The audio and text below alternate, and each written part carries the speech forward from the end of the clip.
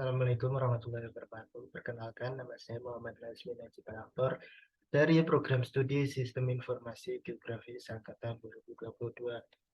Di sini saya akan menjelaskan serta mendemonstrasikan mengenai hasil dari praktikum pemrograman geospasial website acara kelima yang berjudul GeoServer. Pada praktikum acara kelima ini yang berjudul GeoServer terdapat 4 tujuan. Yang pertama yaitu mampu menjelaskan peran dan cara kerja GeoServer di dalam penyusun QGIS. Jadi peran dari GeoServer ini merupakan suatu perangkat yang digunakan untuk menyimpan, mengolah, serta menampilkan data geospasial ke dalam halaman website atau agar data geospasial dapat diakses secara online. Lalu tujuan yang kedua yaitu mampu membuat rancangan basis data spasial yang akan digunakan di dalam QGIS. Jadi basis data spasial yang digunakan ini menggunakan ditentukan terlebih dahulu tujuan dibuatnya basis data spasial ini. Lalu yang kedua adalah format data yang digunakan, misal vektor atau raster. Nah, ketika menggunakan data vektor, maka ekstensi yang digunakan atau perangkat yang digunakan untuk merancang basis data ini yaitu Postgre dengan ekstensinya yaitu PostGIS. Postgre dan PostGIS ini akan dirancang untuk membuat suatu data spasial yang nantinya akan ditampilkan ke dalam WebGIS menggunakan GeoServer. Yang ketiga yaitu mampu membuat layer di GeoServer dari data PostGIS. Nah, data geospasial data spasial yang sudah dibuat di dalam PostGIS ini nantinya akan di-input atau diintegrasikan ke dalam GeoServer menjadi layer-layer seperti itu. Yang nantinya dapat divisualisasikan pada GeoServer. Yang keempat yaitu mampu membuat simbologi untuk layer di GeoServer. Simbologi ini nantinya digunakan supaya visualisasi data spasial pada GeoServer atau web ini lebih interaktif dan juga lebih menarik seperti itu. Jadi simbologi ini dilakukan menggunakan software QGIS yang nantinya pada simbologi ini dilakukan save style. Save style ini nantinya akan diinput ke dalam GeoServer dan diintegrasikan dengan layer yang sudah berada di dalam GeoServer. Lalu layer tersebut akan berubah simbologinya mengikuti dengan save style yang sudah dibuat pada QGIS. Jadi yang pertama dilakukan adalah di sini kita melakukan login ke dalam GeoServer menggunakan akun Postgre. Lalu selanjutnya kita melakukan pembuatan workspace. Workspace yang dibuat yaitu DY. Kita melakukan pembuatan workspace dengan add new workspace. Lalu kita membuat name URL dan sebagainya.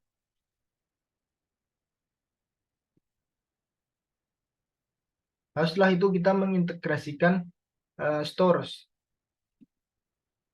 Jadi kita menggunakan vektor data stores-nya itu PostGIS database. Jadi kita melakukan new data store vektor. Nah, kita memasukkan koneksi dari PostGIS yang sudah kita buat, yaitu di sini menggunakan localhost portnya 5432 dengan data Postgre dan sebagainya. Jadi kita save. Nah, nanti ketika di save, layer tersebut akan muncul di sini. Nah, ini persons. Nah, ini merupakan layer yang sudah dimasukkan dari PostGIS. Layer ini nantinya akan dilakukan compute from data dan compute from native bound untuk mendapatkan nilai min max, min y, max x dan maxi.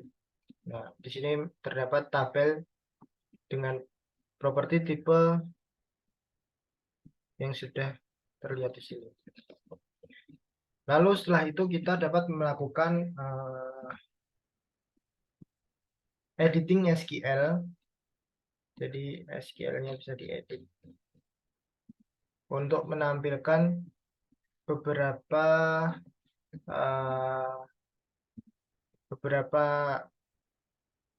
untuk melakukan join data dari satu tabel dengan tabel yang lain seperti itu.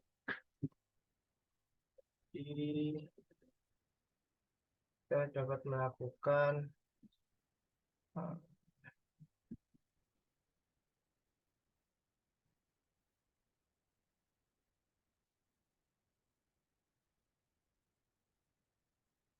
nah ini kita dapat melakukan create new SQL dengan eh, melakukan script SQL atau perintah SQL di dalamnya sehingga nanti data-data tersebut akan terjoin. Jadi nanti di sini terdapat marital status seperti itu city dan full name dan sebagainya.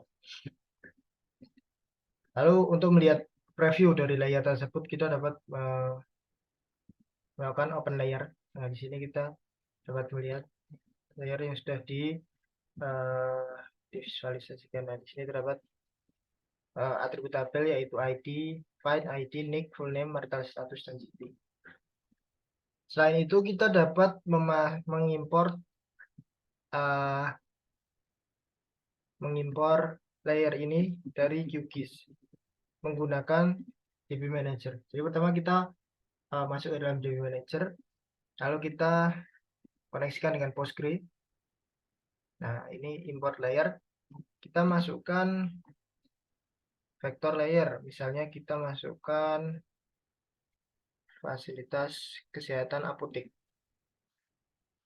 Jika kita masukkan fasilitas kesehatan apotek, layer tersebut akan terimport ke dalam GeoServer.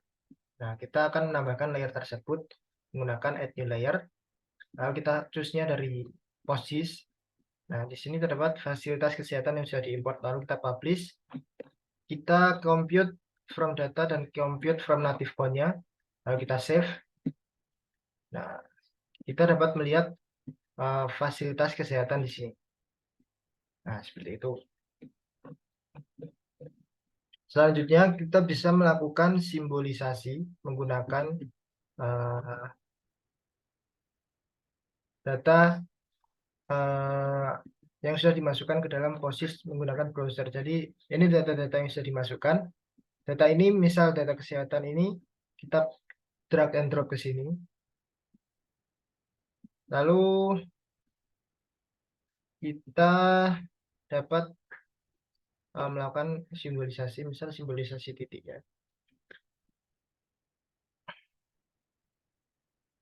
Misalnya kita menggunakan black. Kita save style. Kita save dengan format SLD. Di sini fasilitas.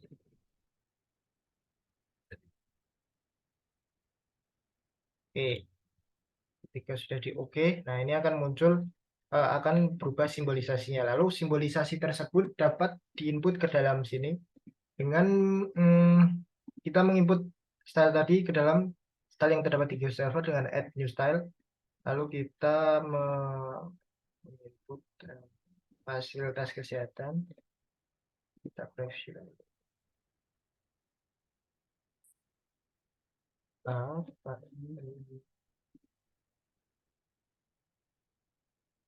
dan lalu kita coba validate.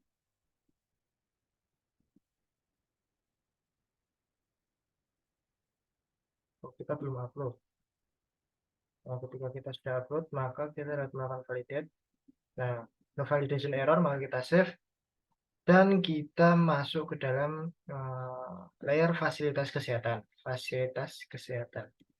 Apotek, dan kita masuk ke dalam tab publishing. Pada tab publishing ini, kita mengubah default style. Kita mengubah default style menjadi fasilitas kesehatan. Nah, nantinya kita akan save.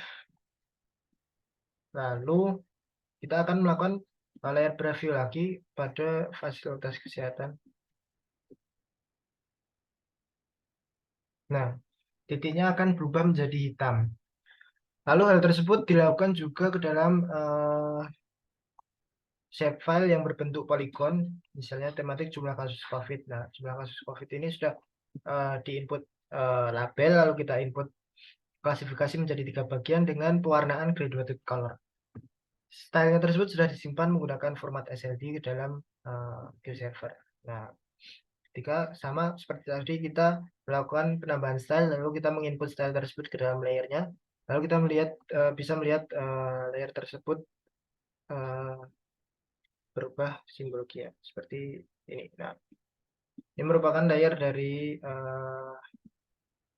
jumlah kasus COVID ya, jumlah kasus COVID, di mana di sini menggunakan simbologi graduated color seperti itu. Em,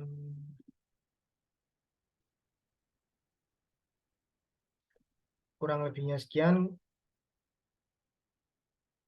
kurang lebihnya. Mohon maaf. Wassalamualaikum warahmatullahi wabarakatuh.